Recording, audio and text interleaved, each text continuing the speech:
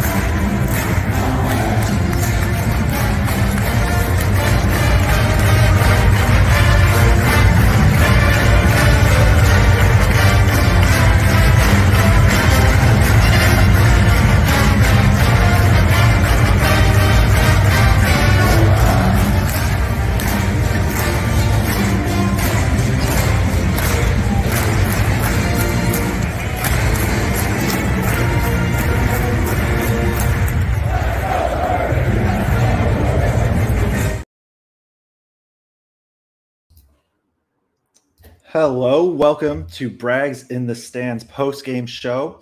Right now it is me and Aidan Kunst. We're hoping that Brags will be able to hop on pretty quick, and then Kraig Bowers will also be joining us pretty soon.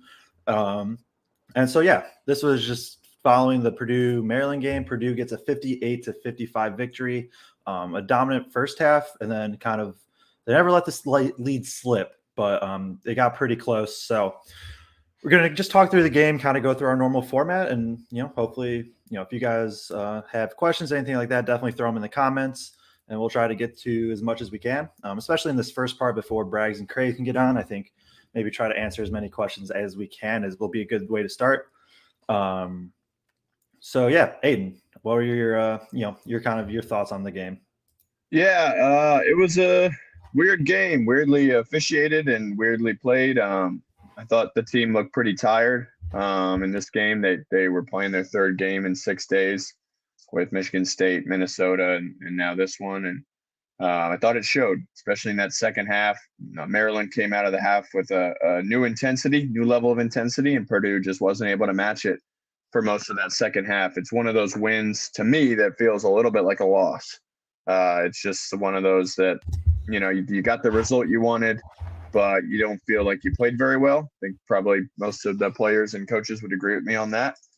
I thought Maryland showed a new look that we hadn't really seen before to try to guard this Purdue team, that 2-2-1 or just token pressure that would drop into that 2-3, obviously, that they played for most of the game. And like we had talked about in the last one, they hadn't shown a lot of zone.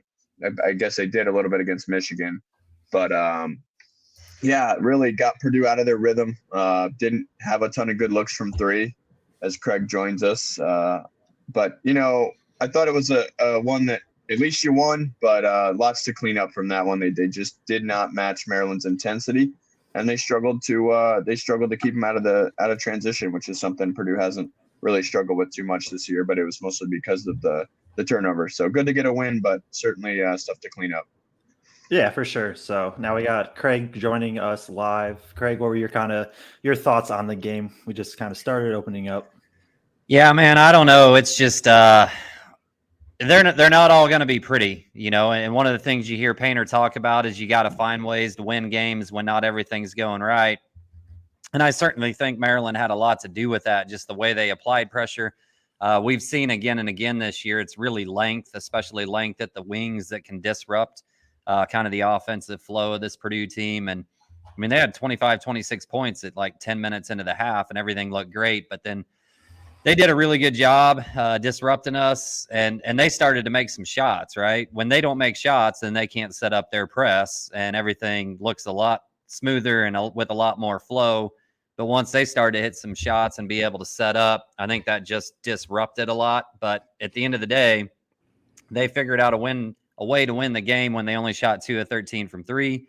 And between Zach and Smith, I think those two had 8 turnovers in this game alone. Yep. So if you can still find a way to win with contributions from, a little bit from Morton, a little bit from First, a little bit from here, a little bit from there, I still think that speaks volumes to being able to win on a bad day. Yeah, for sure. No, this was a win is a win. Thought, Purdue was really good the first half. Just, I mean, Young was scoreless. Most of it was Ethan Morton, to be honest. Braggs is having some issues with his, I think, data trying to get in here, but hopefully he can hop in at some point into the show. But yeah, no, I think for me, the main takeaway is just getting enough done. Edie's, even though, this was arguably the most physical game that Edie's been a part of, or at least one of them. He still gets his 24 and 16 on efficient shooting, 5 turnovers, which is bad.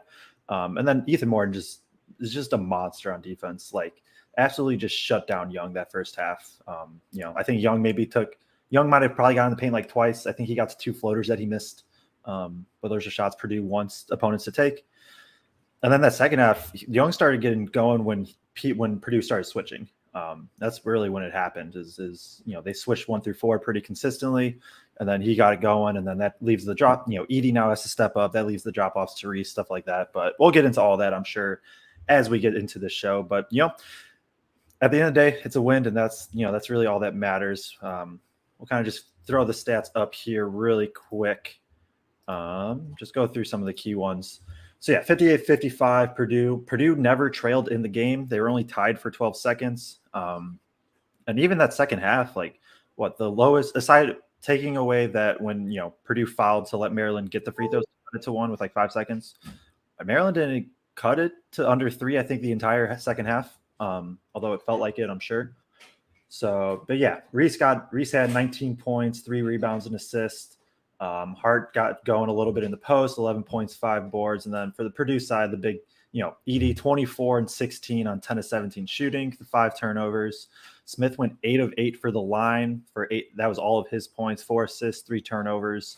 Morton had 5 rebounds, which is big. First was aggressive on the offensive glass, I thought. In total, Purdue 15 to 13 offensive rebounding. Points in the paint was 32 to 30. Assists 14 to 13. Like, when you go through all the numbers, both teams shot really poorly from 3. When you go through the numbers, it makes sense that this was a 3-point game at the end of the day. So either of you have any real big thoughts on this? I think the big number is the turnovers, right?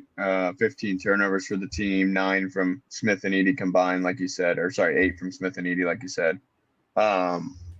Just casual with the basketball. It's felt like Maryland really bothered Edie, loading up on him when he got a post touch. They just changed it up, and that's been an effective strategy. At times this year, teams showing different looks, right? Sometimes you don't double, and then sometimes you do double, and you get Edie thinking, is the double about to come? Can I get to my hook? Get him rushing. And that I think was a theme. I think Purdue rushed quite a bit in that second half, got a little casual. Braden had a really bad turnover, trying to throw it over the top of that zone late in the game there that led to one of the several runouts that Maryland got. And just that was it, man. They got a ton of runouts, and it wasn't, for as good as Purdue was in the half court defensively, that's not going to happen if they get a run out. You're not going to be able to guard that. Not with our, level of size or anything like that. Ethan obviously got the huge chase down block off the guy's face that then, went out of bounds. But yeah, it was weird, man. It was a weird game, and Purdue was way too casual with the basketball, which is a theme that they have been at times this season, especially against length on the wings.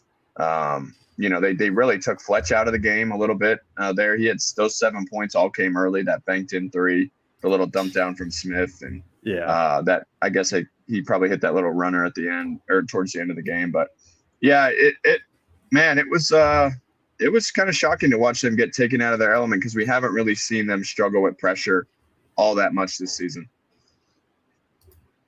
Just to answer this real quick, according to the stats, I think they had nine fast break points for Maryland, which feels low, but also I feel like they didn't always convert. But Kraig, you got anything on that? If not, we can kind of just get into the midst of it. No, I mean, I think the turnovers is the big story as well.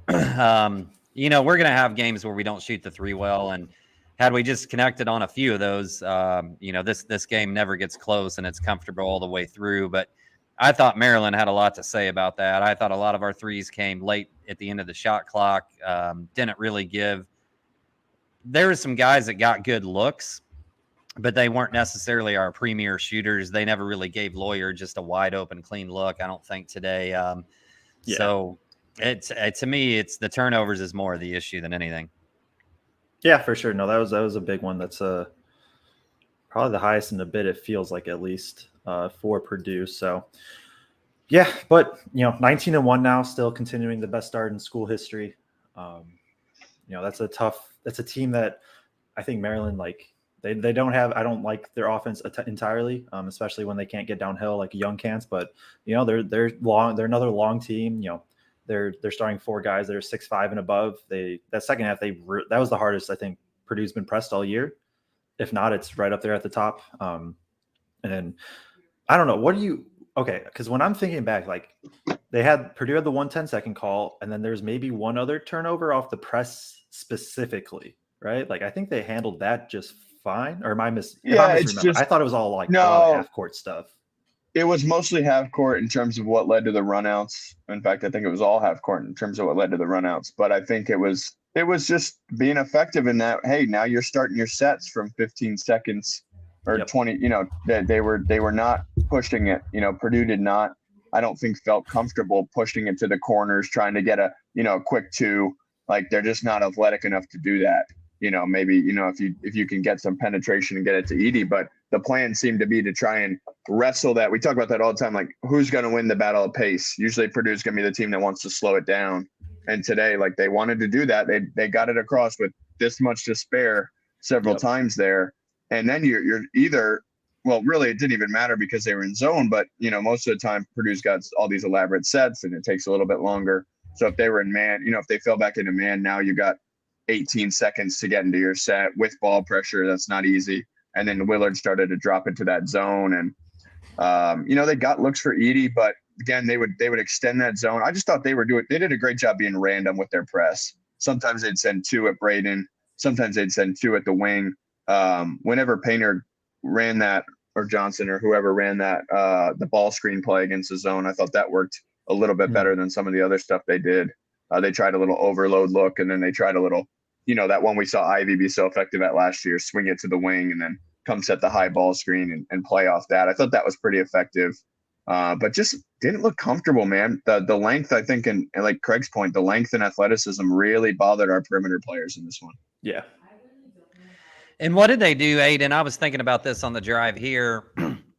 In several of these games against those type of teams, Braden's been able to kind of take over, just like, all right, let's quit running sets. Let's just go high ball screen. Let's play a two-man game, basically. And they they tried it several times, and it worked a few times, but it seemed like they disrupted that more than other teams we've played. They really didn't really let Braden turn the corner and Zach to, kind of have a free look all that often. What were they doing defensively different? Yeah, I don't know. I honestly don't know. I'd have to go back and watch. I'd like to, because I didn't really pick up on it during the game. But I hear your point. I don't know what it was. I think there was a bit of a mentality from Braden. I didn't think he just decided he was going to get to the rim. I think there were times where he could have done that. Especially some of those late clock possessions where it's like, dude, you can turn the corner on him, at least I think, and he would kind of pull it out and then we'd get into some kind of bad shot. Braden was not, I don't think, very good, especially in those late clock situations where there's all that length. But yeah, no, I want to go back and watch that because you're right, especially when they weren't going zone. I mean, obviously you wouldn't do that against zone, but earlier in the game when they had a couple of those early transition drags, early transition ball screens, and didn't seem to be super effective. Although there was a stretch there when Braden, got into the paint and got some easy looks for Edie. Yep. I don't know exactly what time of the game that was, but he got 2 or 3 assists in a row, as he seems to do, go on those little assist runs. But it didn't really feel like this. This looked more like Rutgers Braden to me, in that he didn't match the physicality and energy of the opponent. Yeah, it was just a Braden. It was not a super aggressive game from him. Seemed almost like he was like trying to not let the pressure get to him, type thing, like too much, almost overcompensating for it. But that's just what happens. It happened against the Rutgers game. It's something that maybe will happen going forward. He's going to have to figure out how to just deal with the length and physicality. This was a super, super physical game, I thought. But and then it just hurts when Purdue isn't knocking down threes. Like, they had some good looks, just didn't knock them down. But that alleviates at least some pressure. But then also, like you said, the Maryland dropped into their zone, and I think that gave Purdue problems at times. Tipton for Derek, bring up his comments. But, just kind of how he was saying how it kind of just disrupts the offense. And I think, like you said, Aidan, earlier too, like with that press into the zone is now Purdue starting with 15 seconds. And like they're, Purdue's an offense that runs multiple actions at a time, and they need a little bit of time to be able to get things actually going. And then so now you can't. So now, Maryland has a ton of length. They're not allowing easy looks inside. Edie still got some of his. And I thought, especially the high-low against the zone, I was surprised Purdue didn't try going to it more, where Gillis like flashes to the elbow or kind of the high post area. And then pretty much he just turns and fires it to Edie, and Edie has one-on-one coverage. I was surprised they didn't go to that a little bit more, but, because I think Edie got 2 or 3 good looks off of it, probably 2 to fall. But yeah, it was the zone defense is interesting going forward. It's also like if Purdue knocks down, 3 or 4 threes, they probably come out of it more. But there's no need. So, we saw it against the Duke game. Like Duke went zone way back when, and it gave Purdue some problems. You still have to have the size on Edie, and Edie still had 24 and 16. Like Edie was a monster. Once again, like just he gets what he just gets what he wants pretty much. I thought, from the very, very jump, like the very first 4 minutes, Reese just was hitting him. And I'm not saying they all should be fouls or anything like that. Like it's kind of within the flow. Like, they're running down the post. Reese just gives him a shove. Like just stuff like that. I saw a bunch pretty early. And it was definitely seemed like Maryland was like, all right, we're just going to rough Edie up. And then, Edie got called for like the retaliation offensive foul early. Painter had to sub him. I know Edie didn't sit the second half at all. What did he play? He did like 33 or 34. Yeah, 33. Yeah, and just going. He didn't sit the second half, right? No, he didn't. He played the whole second half. And go back to your point, Greg. I just watched Braden's pick and roll possessions here as we were talking, and it really looked like they were doing what's called jamming and going under. So it's something Braden hasn't really seen. It's where the big will press up against the screener. And then it allows for the guard to quickly go under the ball screen. And so, you jam the screener if you're the big, and then the guard, chases quickly under. And so it leaves room for the pull-up 3. But the one time Braden took that today, it came out flat. There may have been a few other opportunities. He seemed, just watching him back just now, he seemed to be a bit jumpy, looking to pass a little early, maybe a little bit worried about the length inside. But certainly not. Certainly a effective strategy, and maybe that they've set a blueprint, but again, in the past, he's been able to punish anybody who goes under. So we'll see how that develops. Yeah. And more than anything, I thought today, man, there was just a lack of urgency by him at times when, it was at 7 or 8, and I'm thinking like, go. And then, he might wait till 5 or 6. And really, there just wasn't time for something to develop, or he made the decision a couple times to like give the ball to Morton or give the ball to somebody who's not a shot creator with 5 or 6 seconds to go. Like, I don't know. It was just weird. It felt like he wasn't, getting it to the right guy in that spot, or just go ahead and try to make a play yourself or something at that point. Yeah, no, I agree with pretty much all you guys said. So, Boilermaker 92 asks, "Is this our freshman wall?" I don't think so. I think this is just like It's one I game. think it was just a tough It's matchup. one game. Yeah. Yeah. I think it's just more tough matchup. It's a matchup with a lot of length, and that's kind of been the prerogative all season is like length gives Purdue some issues. Rutgers gave Purdue issues with obviously their elite defense, but they have a ton of length. Like that's just that is the formula to at least try and slow Purdue down, and they're still sitting at 1 loss through 20 games. He might. I know nothing Yeah, about. I noticed that. They said he was that a little bit. They said he was sick the last game, so Okay. I think at minimum he's still trying to fight through it and get over it. So yeah. Of course, he had 19-7-7 the last game, so yeah, couldn't have been hurting him too bad. Well, it was his Michael Jordan flu game last game. So. Yeah, for sure. And hey, 8 for 8 from the line. He's now over 90% for the year from the line, so not bad. I want to say, Joe. Go ahead, Kraig. No, I was just gonna say, like, as hard as we're being on Smith, like he made a lot of really good decisions down the stretch. He had the one bad pass, but he made a lot of good decisions. And we commented during the game. There's a lot of good free throw shooters down the stretch, but I don't think I've ever seen a good free throw shooter down the stretch that shoots it as casual as he does. Like he just walks up to that thing and like pop, like no thought, nothing, just lets it go, and he freaking nails it every time. Yeah, he's automatic. I was going to ask you, Joe, did you notice, how much was the physicality? We were up there in the media, but you were down there closer to the court. How much was that? Were you able to kind of see that?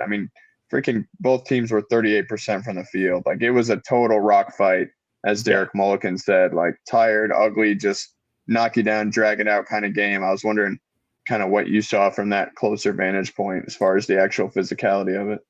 Yeah, no, it was like at least for home games where like I'm sitting in roughly the same spot every time. Like I think that might have been the most physical game I've seen all year. Like they were it was right from the jump too. Like they were just beating each other.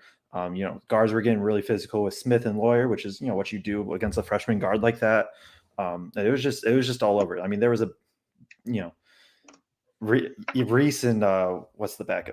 Swanson Roger, like they both picked up 4 fouls within like 5 minutes. It felt like, it was kind of like and the refs could have called a foul. Honestly, most possessions, probably both ways. I think it wasn't just purely Maryland like roughing up Purdue. It definitely went back. He got away with some stuff too, for sure. But that's just how it's going to be when everybody's going to pick on the refs for everything, which is fair. I'm not saying they were great, but I think it was just physical both ways, and that's what Maryland wanted. Yeah, and I think they did kind of lose control of the game. They did a little bit at a point there. Yeah, early. Yeah, and anytime Courtney Green's involved, you have to know that's a possibility. Sure. And I think that the big swing call was that flop that Reese had, because that would have been his 5th. It would have been an and 1 for Edie late in the game. Yeah. I don't know exactly what time and score was, but it was late, and it was a close game. I think probably that would have gotten it to 5. Okay, Derek's saying Painter was extremely upset post game. That's interesting. I got to check that out. Speaking of, Kraig and I were talking about this during the game. Gentry BN talking about first going too far underneath the rim. There was a play on that last like elongated possession where he got blocked or whatever. Yeah. Underneath the rim. And I my theory on that is probably because when he finishes his cut, like Edie's pretty close to the rim himself. If Edie gets a post touch and now he's cutting behind that, like, there's not a whole lot of room down there. But I'd have to go back and watch some of those plays again, because it does seem that he finds himself that really deep, and then he doesn't have an angle to go score. He should be able to dunk pretty much everything around the rim, but he's just so far under. And there was another possession where Edie got under the rim and just didn't score either, just kicked it out. So it happened a few times tonight, interestingly enough. That was on your side, right, Joe, where he kicked it out to Jenkins, who missed a pretty good look, but he could have probably gone up and scored. So. I was surprised he didn't go up with that one. Like that was, me too. I think right he was going to that right hook. Yeah, he was. It honestly could have just been a dunk. I think he was, at least if I'm remembering the angle right. I think he was just right there. I was surprised he kicked that one out. I'm assuming he just thought that he felt like a double team there, and there was not at all. But yeah, I want to go back to the fouls and the physicality with Edie early because I get teams are going to be physical in the Big Ten, all that type of stuff, but they were going at his lower body multiple times. But both guys right at the beginning of the game, and they were getting into his legs. And I think he fell down like 3 or 4 times right then. And one of them looked like it could have been like a situation where he gets injured. And for the refs not to get a hold of it right away, where you're saying like they started to lose the game, like I was pissed. And, I'd have been fine if like, Mason Gillis or First or whoever went like all bad boys piston on a rebound and just blasted that guy the next time down. And Aidan's probably saying that's not the coach thing to do, but I don't care. Like if somebody's going to come at your National Player of the Year candidate, I want to see friggin' Gillis or First Bill Lambier that dude on the next rebound. Is that too old of a reference for you guys, Bill Lambier? No, Bill Lambier, Detroit Pistons. No, we know the bad boys. Yeah, the bad boys. Great. By the way, Kraig, that latest comment, you should talk about where you are right now. Yeah. Oh yeah, I do need to give a shout out. I was scared of trying to make it all the way home and still being able to hop on in time. So my good friends here at Brokerage Brewing Company, Joe quit. My good friends here at Brokerage Brewing Company set me up with a nice little spot. They've actually got a piece of Mackey Arena floor back here, so I'm set up on that. Good friends of us and good friends of the show. If you guys need a good craft brew in West Lafayette, Indiana, it is the oldest brewery in West Lafayette, Indiana, in my opinion, personally the best. So there we go. Check it out. Yeah, check it out. Glad I was able to work out like that. So I've just quickly going through the play-by-play because I was trying to find that, the Reese flop sort of foul, offensive foul on Edie. Didn't find that, but if you take out the, Maryland hit the 2 free throws with 5 seconds left, and then Purdue hit 2 with 3 seconds left. If you take out those free throws, nobody scored in the last 3 minutes and 47 seconds of the game. So it was just, it's just miss, turnover, miss, turnover.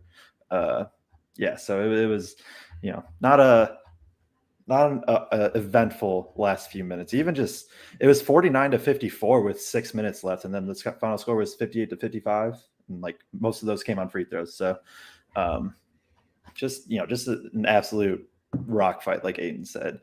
I want to move to Ethan Morton. We talked about him off the jump a little bit. I think we got Braggs now. Oh. I don't think he's on video, but I think do we? I'm not sure. Braggs, if you can talk, go for it.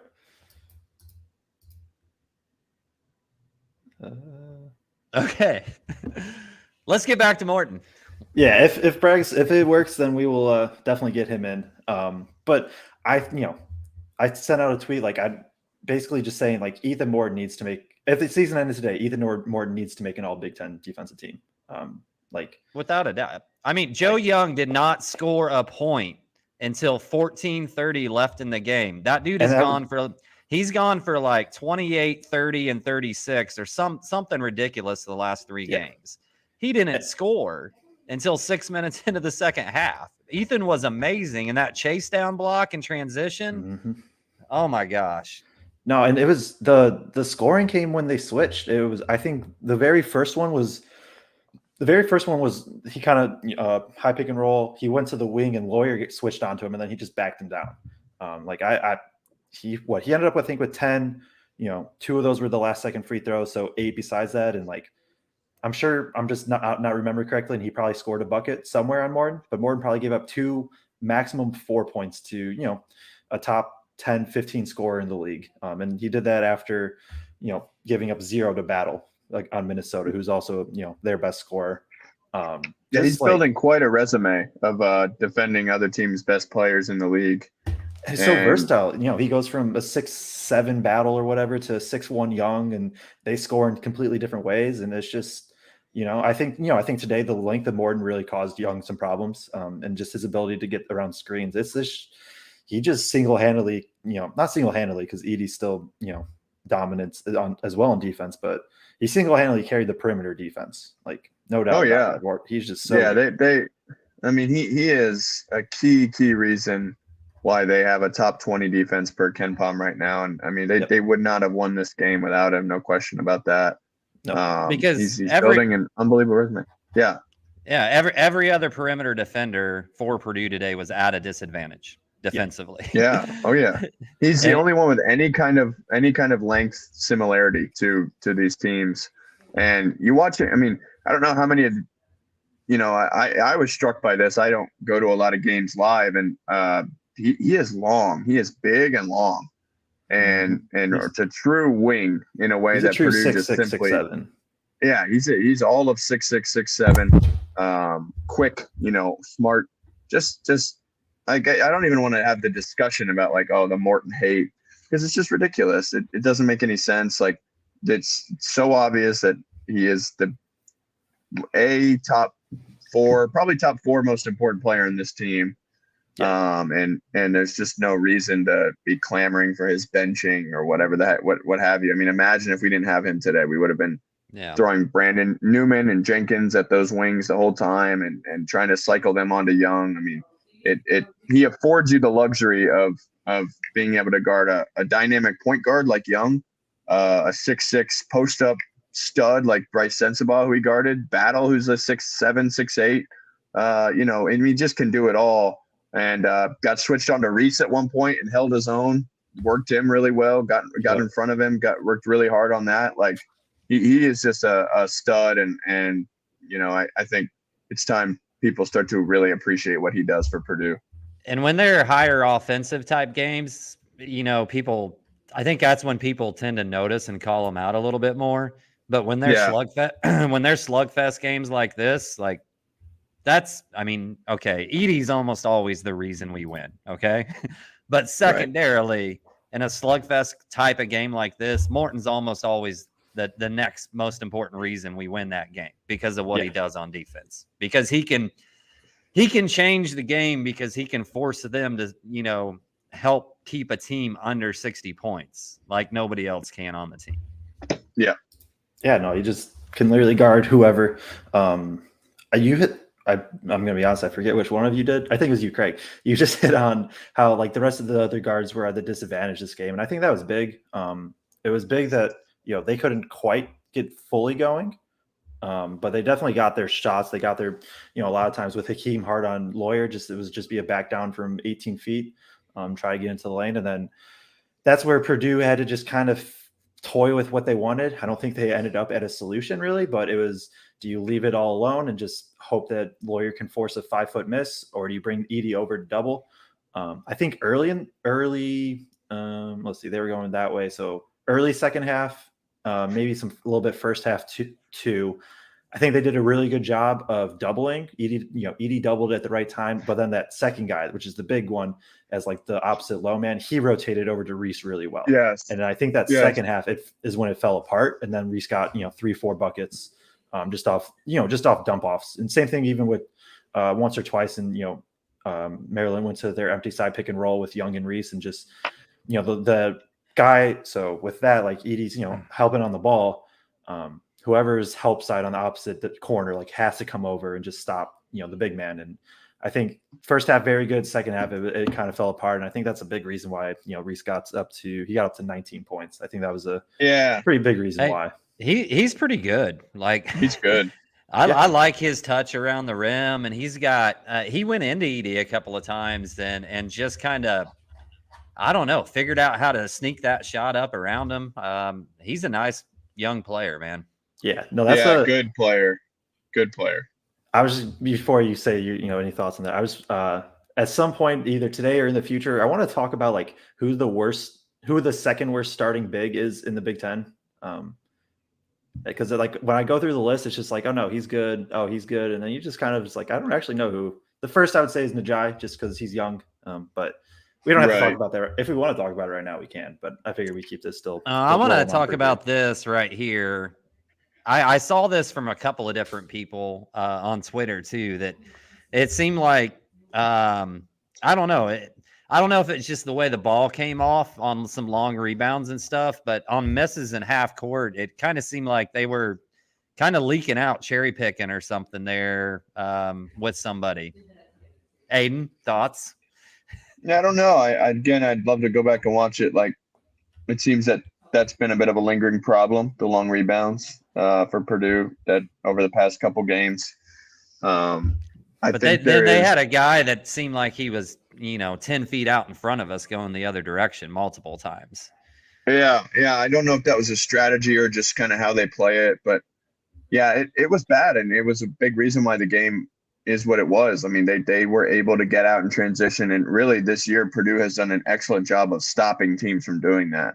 They've been able to go down and set their defense. And today, not only were they getting out in transition, it was often a 6'6" wing and Braden Smith as the only guy back, or David Jenkins as the only guy back, or Fletch, and so those guys were put in tough positions. Jenkins had the one that Willard was trying to yell his way into making an and one, and I think Smith had one, or an intentional or something of that nature. But just one quick note that is unrelated to the topic is I just went back, and Purdue was up 5 with 4:30 on the clock when that Reese flop occurred. So that would have potentially been, 7 with 4.5 to go, 8 with 4.5 to go. So that was a pretty big miss. But again, it was also a pretty well executed flop. So how about the makeup on that one? How about the makeup call on the other end, though? Yeah, and a lot because there was no way there was no way that was an offensive foul against Lawyer. No chance. And I saw a lot of people complaining about that offensive foul on Twitter, and then I was like, well, it was the makeup call of makeup calls. I mean, I understand that that's not not okay or whatever, but it was just completely lost control of the game. The Willard was losing his mind. I mean, that guy was a lunatic on the sideline. Painter, even for him, was probably a little loud for what he usually is. Well, I want to hear that post game. Yeah, I do too. I really want to hear that too, because that's interesting. He usually keeps it pretty cool. The fans were nuts. I mean, this was one of the more just upset a Mackey crowd has gotten over the one guy writing on the board, "It's not a foul to be tall," or whatever it was. Yeah, that was pretty good. That was maybe the loudest cheer of the entire game. Yeah, the place went nuts when that showed on the. And good job by the people getting that on the video board. And I guess somebody tweeted out that Edie saw it and started laughing in the timeout. So that was pretty funny. That was pretty funny. But it was brutal. I don't know. Shout out to all of Purdue staff and around all of the Purdue creative stuff and video team and all that stuff. They're incredible. As I go to away games multiple times and I watch like intro videos and stuff, I'm like, man, this is kind of lame. I'm used to what Purdue does, man. That creative team is great. So even just like the hype videos on Twitter and Instagram and stuff, like they're killing it. Yeah. It's So I want to talk about David Jenkins real quick. I thought he had a pretty good game, going to be honest. Knocked down a 3, which is always good. 1 for 2, only 2 rebounds, not a lot, and 1 steal. So not a lot in the stat sheet. He only played 12 minutes. But I thought just him being that bigger bodied guard, not a bodyguard. I thought just being able to bring him in for Smith, especially when Smith kind of being lackadaisical at times. Just kind of shut down some of what Maryland wanted to. So Maryland was running a lot of Spain pick and roll, which is just where you set a back screen on whoever's setting the screen. But with Jenkins in, he just kind of switches it all, and it just kind of shut down all of it. And he's not the quickest, but I think he had enough physicality to at least control Young when switched onto him. That for sure. His experience and strength helps. Yeah, for sure. Like just being able to, that's kind of a luxury, like being able to be like, okay, we have this 60-year guard who's, been in many different roles. Like we're going to bring him in for spot minutes just because we need somebody down the stretch. That can't be understated too. I just wanted to give him a shout out. I thought he played really, really well. Even, got a 3 to fall. His shot hasn't been obviously falling a ton, but I liked what he brought defensively for most of it. Well, he did a nice job. He played quite a few minutes, during our scoring stretch, right? Because I don't remember exactly when Smith went to the bench, but I remember looking at Aidan being like, Jenkins has got a lot of run here, like longer than I remembered seeing for a while. And he didn't. I mean, he knocked down the 1-3. I mean, he was one of the 2 players that hit a 3 and the only one that didn't use the backboard to hit the 3. So, like, but beyond that, like, I just thought he was really a stabilizing force. if you would today. And I was a little bit surprised in several of the games where teams have pressed us. Painter has played Jenkins and Smith at the same time, and he didn't do that today. And even though, I know, Aidan, you said something at the game about, well, these guys are just so long, maybe he can't do it together, but he did it in the Florida State. He did it in the Florida State game. He did it in the Marquette game. Both of those teams are long too. So I was a little bit surprised he didn't go to I mean, if you want to call Jenkins a point guard, we use him as one. I was a little surprised that he didn't go to the 2-point guard lineup for a little bit there. Yeah, that was surprising. I guess in retrospect, it might have helped a little bit in the game flow. I mean, I thought he was, just everything you guys said, I thought he was reliable. To be able to go offense, defense with him, just a good matchup for him. He's kind of similar in stature to Jameer Young, and he's a little bit more physical, I think, with those wings. I mean, in the first half, it became just post up a wing on Smith or Lawyer at times, and slowly back them down, clear the floor, and then like Joe said, like make Edie make a decision of whether or not to help off Reese. And I thought they did a really good job of that in the first half. We were fortunate probably to have the lead that we did at halftime. Just a couple bailout, kind of things, late clock. Obviously the Lawyer 3 comes to mind with that. A couple offensive rebounds, which is that's not really luck. That's us going and getting them. But to me, it didn't feel so sustainable. I wasn't shocked that it ended up being a close game because it never felt like Purdue was hitting on all cylinders offensively, even when they opened up that big lead. Like Kraig said, it was 25-9 the first 10 minutes. But even still, it felt like, okay, we got a couple runouts in there as well. So, I don't know. It was a weird game. And that's just kind of my takeaway is like, you kind of just want to put this one behind you and move on to Michigan because there's no point dwelling on it. Although I will say, I do think they're a pretty bad matchup for us. Like I would circle the game at the Xfinity Center. I don't know the date of that, but that could certainly be a game that, now you don't have the home crowd behind you, and they played us tough. They gave us a good strategy, and I was pretty impressed by them. Even though like Joe and I have talked on our podcast, and not been super impressed, and they kind of had a roller coaster of a season, but they played us tough. I thought Willard had some good schemes with the zone look, and they've kind of been Jekyll and Hyde, similar to Illinois and Michigan. The difference to me between Maryland being Jekyll and Hyde compared to Michigan and Illinois being Jekyll and Hyde is Maryland always plays tough and they always play gritty. And to me, that's why they're in a better position record-wise and in terms of chances of making the tourney, because they're going to play tough. Whether they have any offense or not is a completely different story. Right.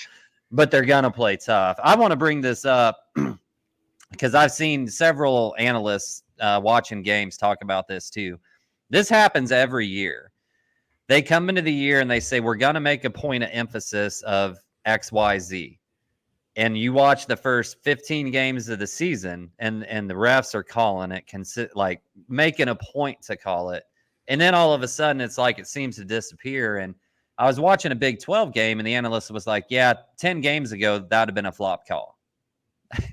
Or 10 games ago, that coach would have got a warning for being too far out on the floor. Those were two main things they said they were going to focus on coming into this season. And you saw it. The first 15 games, they were making a point to call those things. Yep. I can't remember the last time I saw a flop warning. Yeah, that's true. Back camps either, really. And then even, Willard he's pretty notorious for being 5-6 feet out into the court. I think it was Ant Wright on Twitter put up a picture of I think it was Willard, honestly, of he was 3 feet from the player. And it's just like at that point, he was basically just along the lines of you almost just scout that. And then if you know the coach is just going to be way out there, you just have your player slide up into him and then get a technical. I don't know how realistic that is or not, but.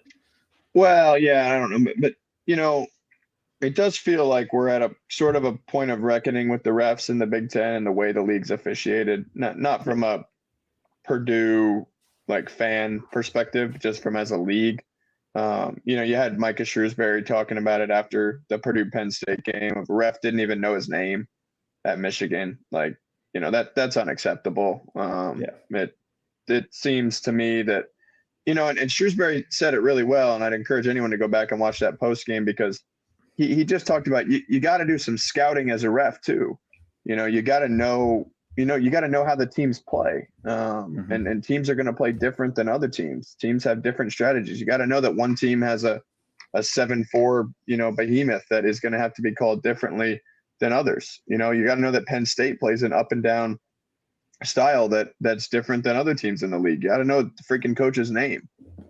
So and it seems like with the recent tournament, underwhelming performances by the league as a whole, and just the frustration is building amongst fans, players, coaches, and I don't know what's going to be done about it, but it needs to improve across the board. I mean, you can't be a serious league when you're only your best contender, your number one seed contender is playing a 58-55 horrible slog fest of a game on a Sunday. It's awful. It's really bad.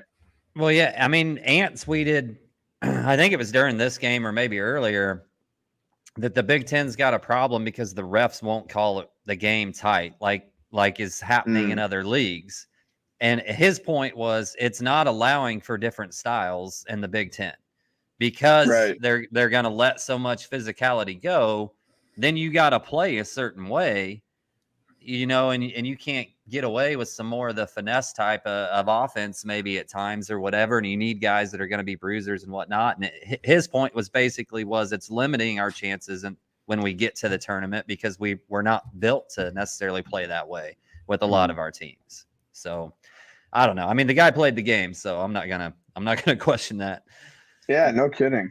No kidding. It's going to be fascinating to see what happens in this year's tournament, obviously as fans, but also the undercurrent of how are we going to get officiated, Yeah. And is it like Portland? Is it more like Portland? Because again, those teams in Portland were non-Big Ten high major opponents, and we were able to run our sets, and it didn't seem that, it seemed that they were calling in favor of Edey more so than kind of against him. But what were you going to say, Kraig? Oh, I was just going to say, if you look at seeding and the way the Big Ten's going to see, I hate the narrative, right? Because right now, Purdue would be the only team with a seed that's supposed to make the Sweet 16, right? Right. But the league is really deep and has depth all the way down. They have quality and depth, but I don't know that there is a team outside of Purdue that is a Sweet 16 team. So then they're going to go in, they're going to have a bunch of 5 seeds and lower and say only Purdue makes the Sweet 16 and they're going to say, oh, they failed again in March. Well, I mean, they were 5 seeds and below. So did they? Or did they just play to what they were? Play to expectation. So, yeah. I do think Rutgers is a second weekend team. We probably need to bring that up as a bit sometime on one of these shows and talk about, future things out a little bit around the rest of the Big Ten. Probably not today, but I think Rutgers is the type of team that can figure out how to win and make Sweet 16, Elite 8 type of run. I agree. I think Indiana's making a push too. We're going to see about them, but I think they're Aidan, this is a Purdue show. You cannot say you cannot. No, you do that on you guys' own Big Ten show. Okay, you can't say nice things about IU on this show. Yeah, that's fair. It's fair. Yeah, it'll be interesting. I'm excited to see Purdue play IU. Real quick, while we got you guys in here, make sure everybody is watching. If you could hit the like button, greatly helps with the algorithm and all that. Got quite a few people in here, so. Appreciate all the support in that. Like goes a long way for the show. So and throw some questions. There are a lot of comments, but if you guys have any questions you want us to comment on, throw those out too. Yeah, we'll definitely hit on those. Is there anything else specifically this game you guys want to hit on? I'm trying to think. Feel like we touched on it all. Lawyer struggled a little bit, but I got one thing. I think we could talk. No IU. Yeah, I know. I'm going to be hearing about that for a while.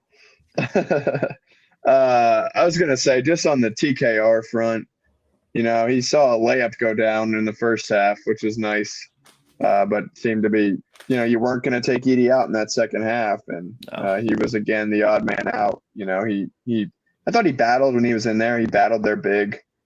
He had to go up against Reese a few times on the block. and just held up, but looked pretty good in that first stretch. But then it's like, why would you take ED out? And I'm not reinventing the wheel here with this comment, but I kind of feel bad for the guy. During the final stretch of the game, I looked over there and he was just like, had this look on his face. And I was like, oh man, he wants to be out there, but right now it's just can't. Not his time yet. Not his time. Yeah. I think the most impressive thing I saw the entire game today, there was a possession. I don't know if you guys remember. He got switched on to Young twice, not once, twice. Yeah, that's a good point. Yep. And Young tried him both times, and he friggin' D'd him up. I mean, like, yep. And just Young had to just pitch it out and try to start over again. I was shocked when that happened, and he looked good moving laterally at that time. He he struggles with post defense. Like he doesn't seem like he knows when to jump and when not to jump, and just he's got to figure that out, and I think he will. And Brantley, we've all said this. Brantley is a big man god, coaching wise. Absolutely. I think he will have him looking entirely different defensively next year. I would agree with that. Also, side note, Houston's down 5 with 6 minutes to play, playing against Temple. Wow. So keep your eyes on that. Let's not get too far ahead of ourselves, but let's talk about that a minute maybe. If Houston loses, is Purdue the clear number 1 or not? No, it's gonna be split between Purdue and Alabama. Oh yeah, it'll be split now. It'll be split, but do you think it'll be? Everyone's on Alabama now. It seems like they're the new fun team. Apparently, it seems. Did you watch them the other night? Destroying everybody. Yeah, they're good. They're on their UConn early season run right now. Is what's going on. Where they're really good, and they've got 5 NBA players. Like, to me, Oates is the new Calipari, right? Like, because Coach Cal's. I'm saying Coach Cal's dead in the water at this point in his career. It just doesn't seem like he gives an F anymore, if I'm being honest. Yeah. And my friends in Kentucky that are huge Kentucky fans would agree with me on that. I think Oates is kind of the new. That's their coach, right? Nate Oates. Yeah, Nate Oates. Yeah. Yeah, I think he's kind of the new Coach Cal in terms of attracting NBA guys and figure out how to plug them in and make them all work. Yeah, they're good. No, they are. Yeah. But I mean, I think we have the better resume when you look at quad 1 wins. That's what I was gonna say. When you look at top 30 net wins, quad 1 wins, all that type of stuff, I think we have the better resume. But like, if somebody just wants to say eye test it, and there's so much skill level on Alabama, I can live with that argument. But don't come at me with resume at all. Fair. No. Yeah, no. It's where the AP poll is just weird, where it's like resume, but it's also like factoring recency bias type thing. What have you done for me lately? Yeah, a little bit of that too. Joe, pull up that. Yeah, I was going to answer that question. You think Brady needs to do better getting the ball up the court quicker, even when they did not press or beat it? He slowly brought it up, and offense doesn't start until 15 to 18 seconds. I think that's just. I don't think that's Smith as much as just that's probably what Painter wants. I feel like if Painter wanted them to push more, he would tell Smith to do it. I mean, Purdue is 331st in tempo out of 365. In the Big Ten, they're 14th, and I think it's by a pretty wide margin. Yes.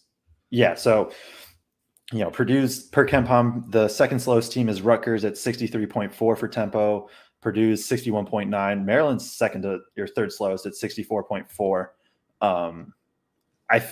It's an interesting thing. I think against the press, especially I'm assuming it was the same way for people watching at home.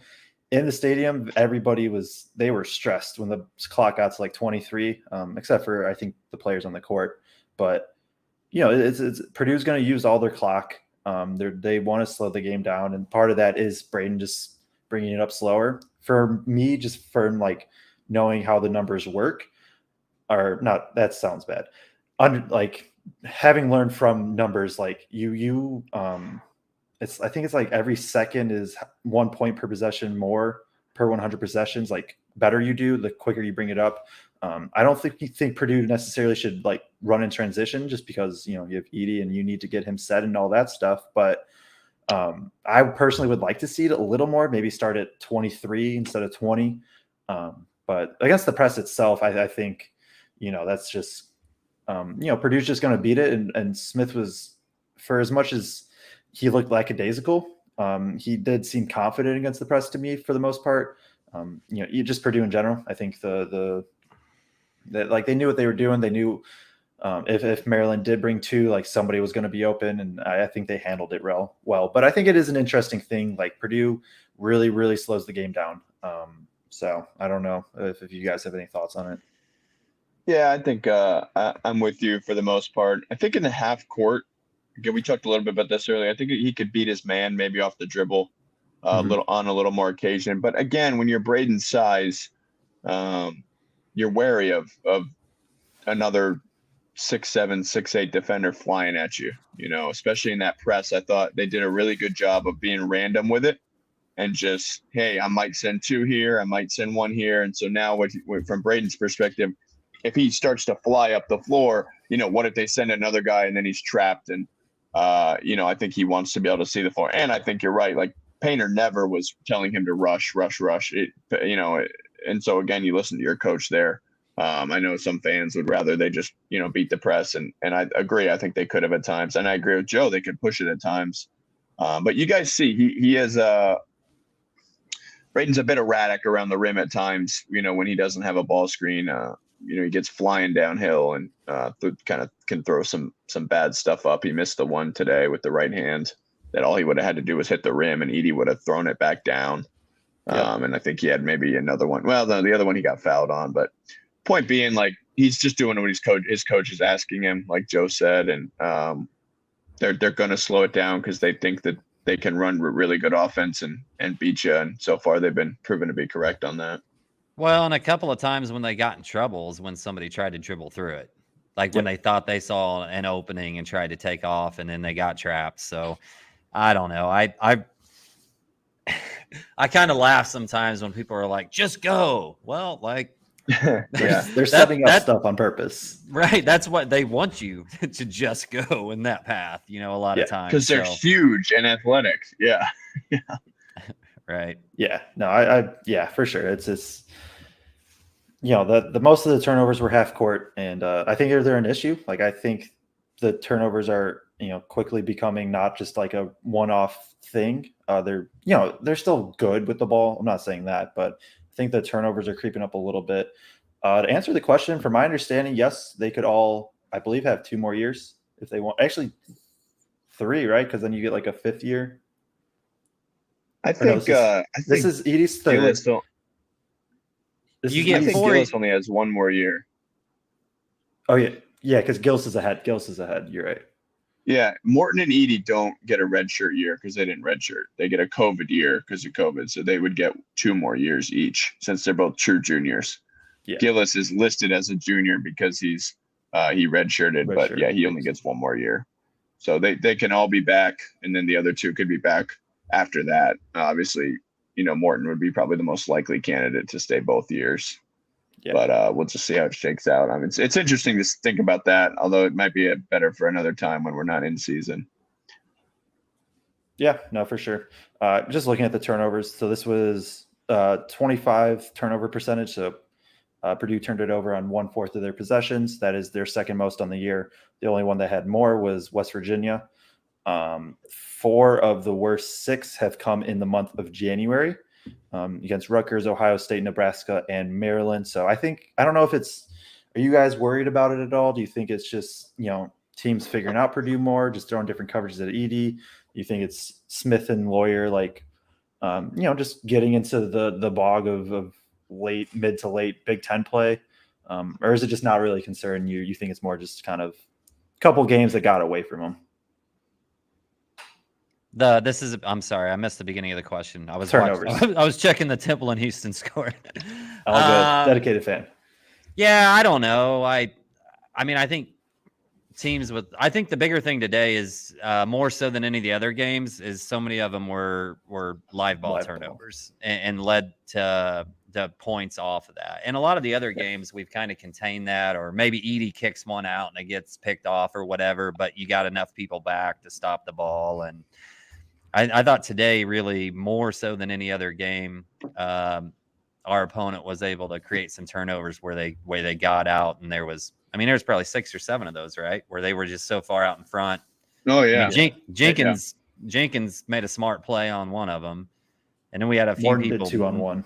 Yeah, we had a few people not make smart plays and try to foul last minute that led to an and one type thing. So I think it's more that than just limiting live ball turnovers, but I'm not super worried about it.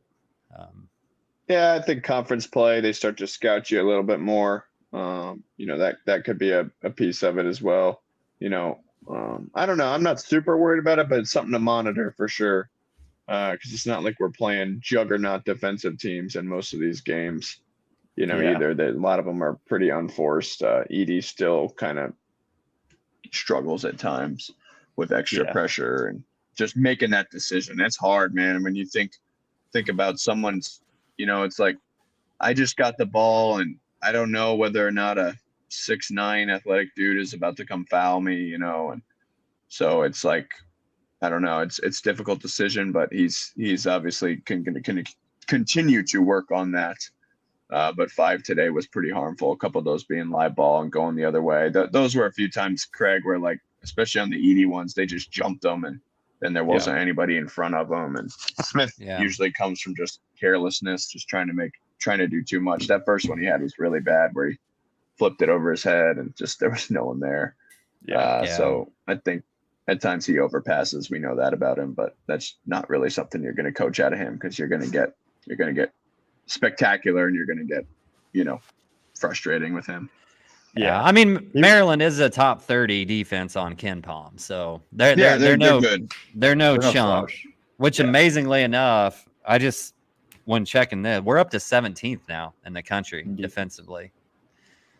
This is what people were asking for all last year. These type of games is more or less what people were asking for. Like, if they weren't directly, that's inadvertently kind of what they were asking. So Kraig got a couple of the videos. One thing that did help Purdue win is some really clutch free throws down the end.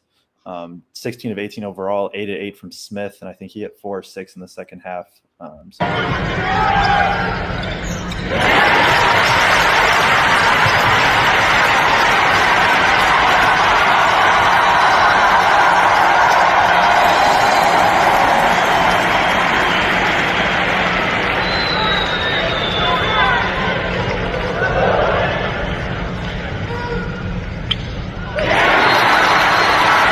Timeout, Maryland.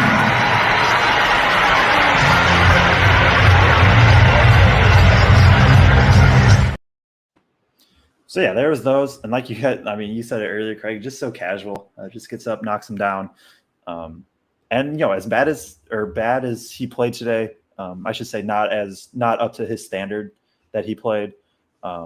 Still did a lot. Like we said, 8 free throws down the stretch is huge. 4 assists, like made some plays. And then we'll play this one too.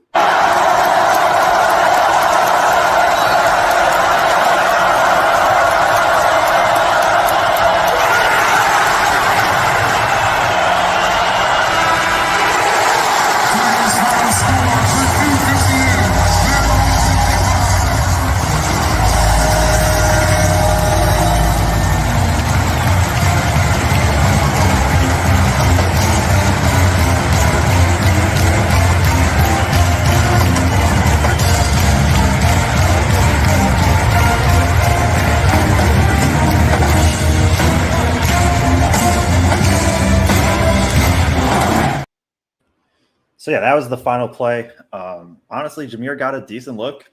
Young, he got a not terrible look. Kind of a lucky bounce. He more deflects it. He comes up, just runs it up, and at least got a shot towards the rim. And I guess it wasn't a great look, but he got for 3 seconds full court. Like, being able to do that is still pretty good. So, yeah, dude, I thought you just see what I saw, Kraig. Yeah, I did. I was freaking out on that play, though, because I thought it was Virginia all over again, where our guy defensively hits it, but it actually goes offensively to them in the ideal spot, like type of thing, Like he tips right to Young in his running motion down the court, and I was just like, oh no, here we go again. But Oh luckily my not. gosh. Yeah, Temple, Houston, Terrifying. friggin' Temple stops Houston up 55-52, and the guy like casually is holding the rebound. Houston steals it, puts it up, scores, and gets fouled to tie the game. So now Yeah. Temple just got fouled. Minute 06 to go. Yeah. So, yeah, pull that up because I was going to say, pull Sydney's coming up because I walked out to use the restroom at halftime, and Julia Edie was just holding court out there. I mean, had a line 20 people deep looking for pictures and autographs, and she is just out there like a queen. She is the queen of Purdue basketball right now. It's unbelievable.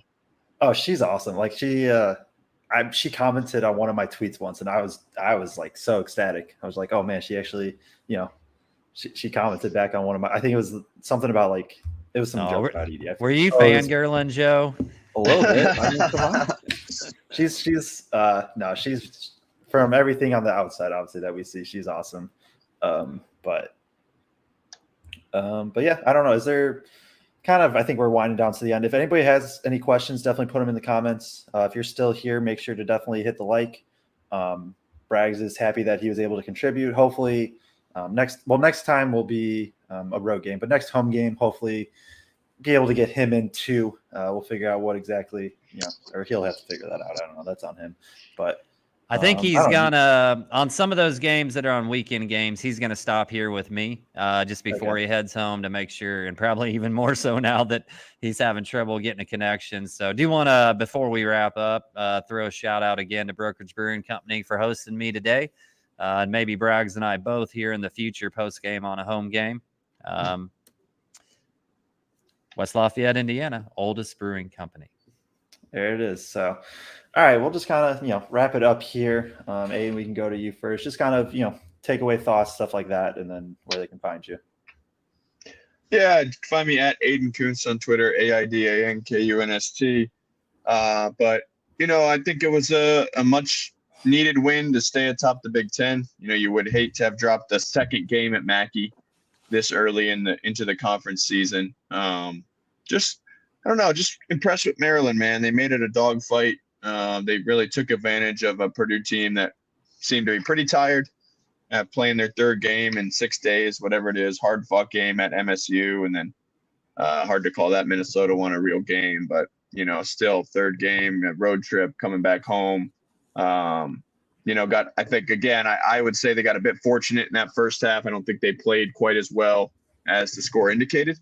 And then I think they got a bit fortunate in the second half because really, guys, I mean, Maryland, we didn't really even talk about it, but Maryland missed a bunch of easy looks, including a dunk by Jameer Young that he could have just laid in, another bunny that was missed a possession prior to that.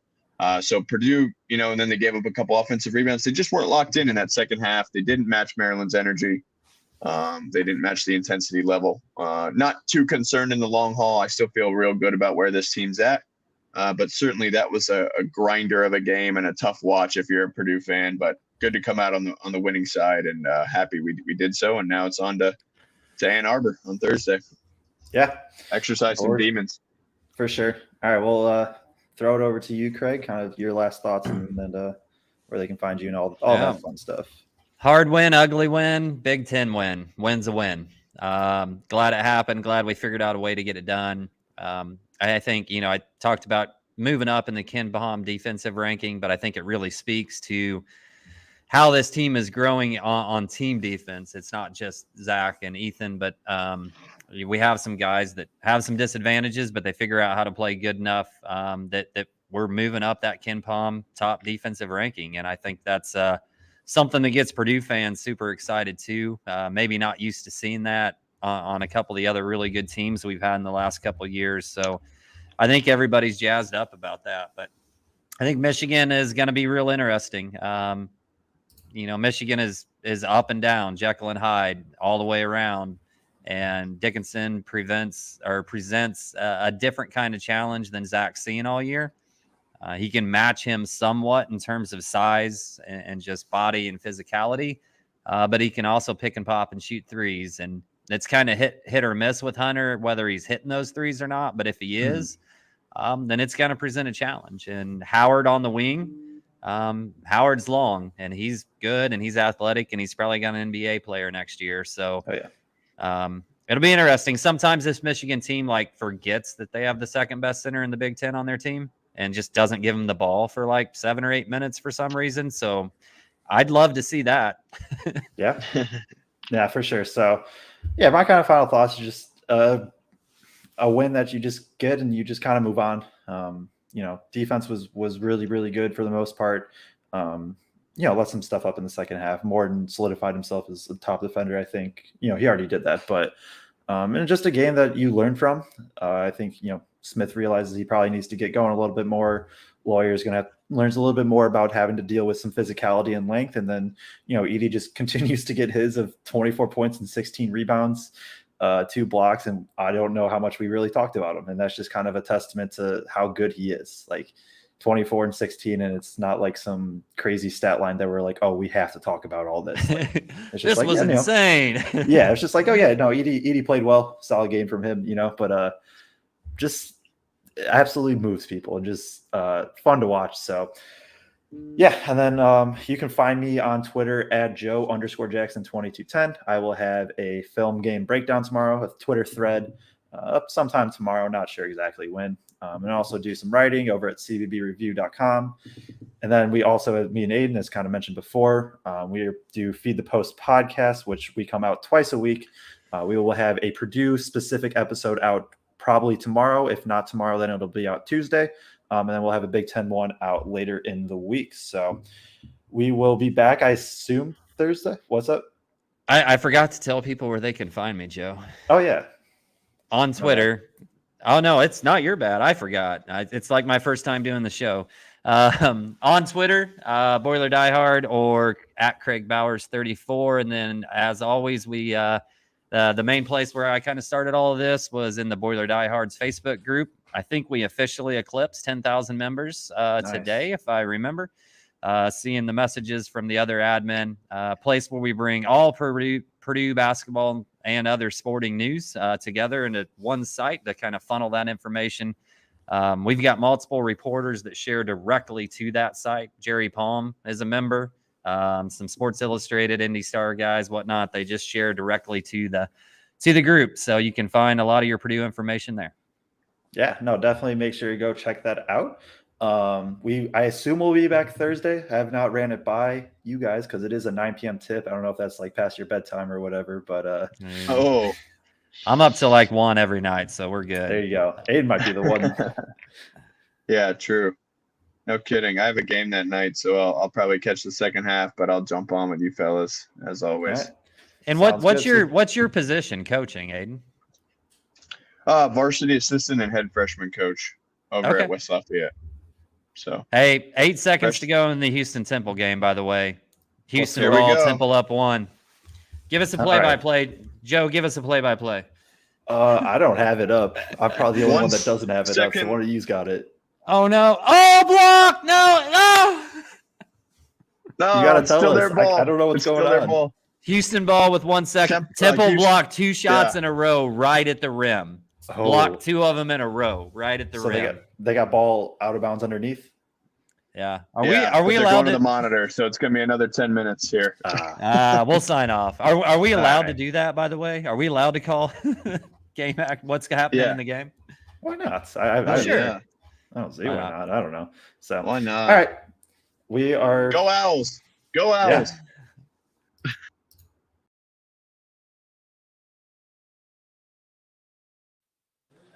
This is Ethan Morton from Purdue men's basketball, and you're watching Boilers in the Stands.